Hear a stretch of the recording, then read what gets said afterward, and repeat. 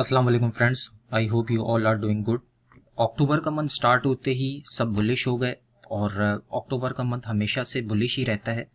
लेकिन यहाँ पर हम थोड़ा सा एनालिसिस करेंगे बिटकॉइन का और इथेरियम का नेक्स्ट पॉसिबल मूव के बारे में बात करेंगे। क्या हो सकता है, क्या ये क्रिप्टो मार्केट यानी कि बिटकॉइन का ट्रैप है ऊपर जाने के लिए, या ये वाकई ही एक रियल पंप है जो कि हमें 30,000 की तरफ लेके जाएगा। तो आज की वीडियो में डिटेल से इस बारे में डिस्कस करेंगे, नेक्स्ट पॉसिबल मूव के बारे में बात करेंगे क्या हो सकता है, और साथ साथ S&P 500 जो कि आपको पहले ही प्रिडिक्ट किया था कि इसका डाउनवर्ड स्टार्ट हो गया है अपना हाई लगाने के बाद, ये भी डाउनवर्ड में है। साथ साथ बिटकॉइन की वीकली टाइम फ्रेम में क्या हो रहा है, टोटल मार्केट कैप, इथेरियम का चार्ट एनालिसिस, और साथ साथ टोटल टू मार्केट कैप यानी कि excluding Ethereum and alt coins, sorry excluding BTC market cap, alt coins के नेक्स्ट पॉसिबल मूव क्या हो सकता है, ऑल्ट कॉइन्स में अभी और ज़्यादा डंप आएगा या यहाँ से हमें कोई ऑल्ट कॉइन सीजन देखने को मिलेगा, सारी चीज़ों के बारे में बात करेंगे। चैनल पहली दफ़ा देख रहे हैं तो सब्सक्राइब कर दीजिएगा, वीडियो अच्छी लगी तो लाइक कर दीजिएगा। उम्मीद है आपने टेलीग्राम चैनल ज्वाइन कर लिया होगा। तो दोस्तों सबसे पहले हम कॉइन मार्केट कैप से अगर स्टार्ट करते हैं तो मार्केट कैप इस वक्त 1.09 ट्रिलियन है। लास्ट जो वीडियो मैंने आपके साथ 2 वीक्स पहले बनाई थी उस टाइम मार्केट कैप 1.4 ट्रिलियन पे था और मार्केट कैप तकरीबन 5 बिलियन मार्केट में ऐड हुआ है। फियर इन ग्रीन इंडेक्स 34 से 44 पे चला गया है। मतलब अक्टूबर का मंथ हमेशा से बुलिश होता है, तो यहाँ पर लोगों ने लॉन्ग करना शुरू कर दिया है। लोगों को ऐसा लग रहा है कि जैसे मार्केट यहाँ से 30,000 ब्रेक करेगी और हम नेक्स्ट हाई बिटकॉइन का देखेंगे। उसकी वजह से लोगों में दोबारा से ग्रीड आ गया। बिटकॉइन का करंट प्राइस 27,600 के आसपास है, इथेरियम 1663 और BNB 214 पर ट्रेड हो रहा है।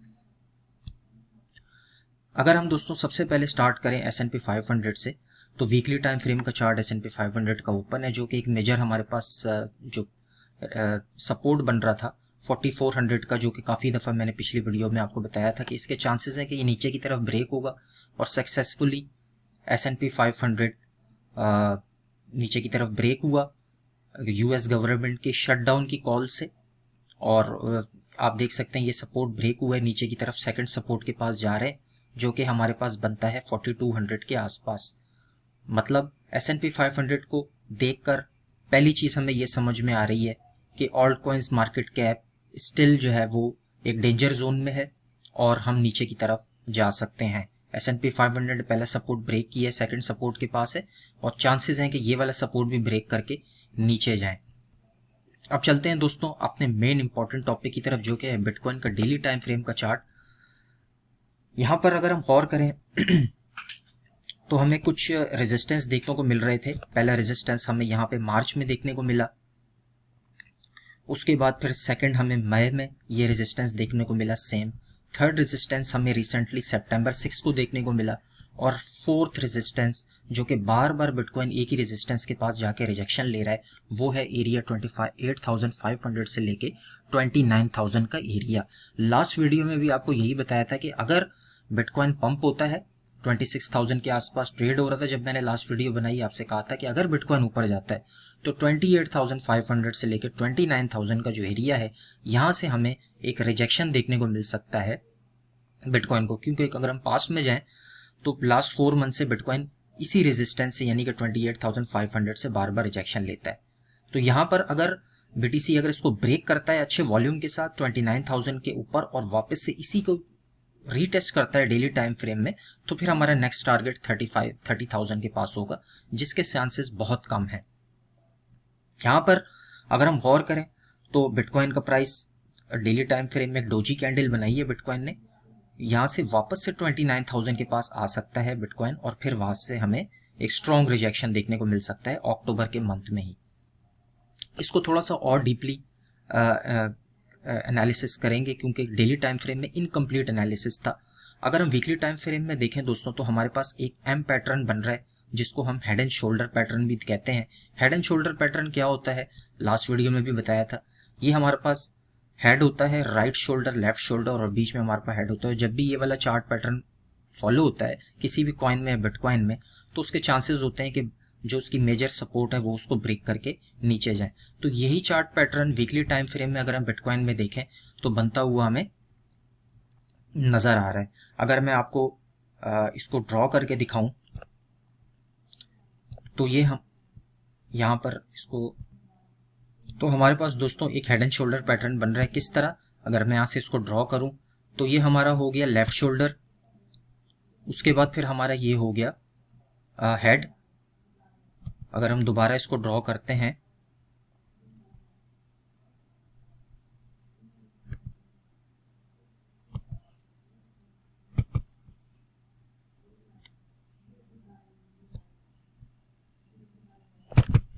तो यहाँ पे आप देख सकते हैं कि ये हमारा राइट शोल्डर और लेफ्ट शोल्डर हो गया, उसके बाद फिर हमारा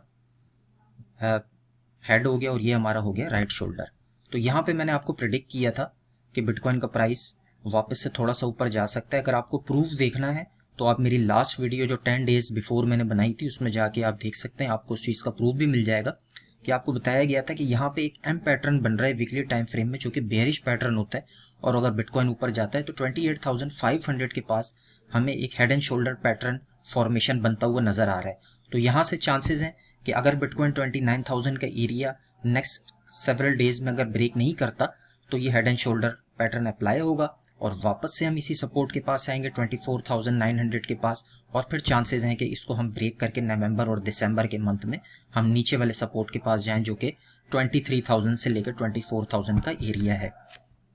तो इसी चार्ट को, जो कि वीकली टाइम फ्रेम का चार्ट है, जो कि एग्जैक्ट लेवल हमारा 23,000 का एरिया है, यहाँ तक हम बिटकॉइन का नेक्स्ट मूव देख सकते हैं नेक्स्ट अपकमिंग मंथ्स में, यानी कि अक्टूबर के मंथ में या नवंबर के मंथ तक। और फिर हमें बिटकॉइन में वापस से एक रिवर्सल देखने को मिल सकता है इसी लेवल से, जो कि 23,000 का एरिया है। यहाँ से हम फिर वापस से दोबारा से 27,000 की तरफ जा सकते हैं।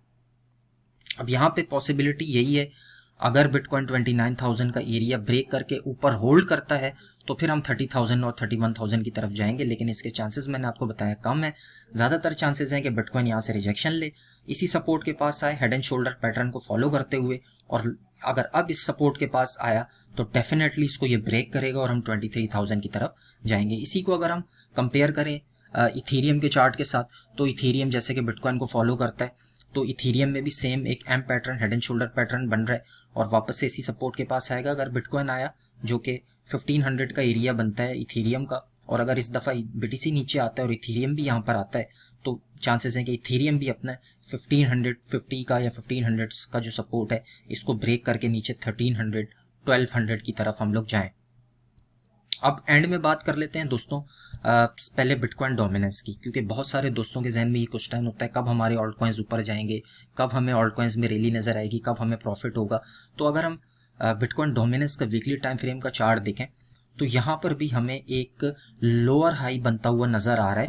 तो यहाँ पर अगर हम देखें तो ये लोअर हाई बिटकॉइन डोमिनेंस अपना बनाता हुआ अपनी जो रेजिस्टेंस है, जो कि 52% के पास है जून में, यहाँ से रिजेक्शन लिया, इसी सपोर्ट के पास आया। चांसेस यही हैं कि यहाँ से ऑल्ट कॉइन्स का पैसा बिटकॉइन में कन्वर्ट होगा और हम ये जो रेजिस्टेंस है रिसेंट 52% की, इसको भी ब्रेक करके हम 54 और 57% की तरफ जाएंगे। तो इसको देखते हुए ऑल्ट कॉइन्स अभी और ज़्यादा क्रैश हो सकते हैं, क्योंकि अगर हम इसको थोड़ा सा स्टडी करें और टोटल 2 मार्केट कैप के साथ, यानी कि एक्सक्लूसिव बिटकॉइन मार्केट कैप, तो ये जो हमारे पास सपोर्ट बन रहा है जहाँ पे बार बार ऑल्ट कॉइन्स मार्केट कैप आके बाउंस लेती है, वो 437 बिलियन के पास है और करंट मार्केट कैप 539 बिलियन है, यानी कि 100 बिलियन बिफोर बॉल $100 बिलियन। और इस वक्त हमें हाल्विंग से पहले पहले ऑल्ट कॉइन्स में से देखने को मिल सकता है। और अगर ऐसा होता है तो इथेरियम और बाकी के जो ऑल्ट कॉइन्स हैं उनमें हमें एक और ह्यूज क्रैश नजर आएगा हाल्विंग से पहले पहले, जहाँ पे मैं आपसे बार बार कहता हूँ कि वो हमारे पास एक फाइनल अपॉर्चुनिटी होगी बाइंग के लिए। हाल्विंग से 1 मंथ या 2 मंथ पहले आप अपने फाइनल जो भी ऑल्ट कॉइन्स हैं आपके पास, जो भी यूएसडीटी पड़ा हुआ है, आप अपने ऑल्ट कॉइन्स में फाइनल बाइंग बना सकते हैं।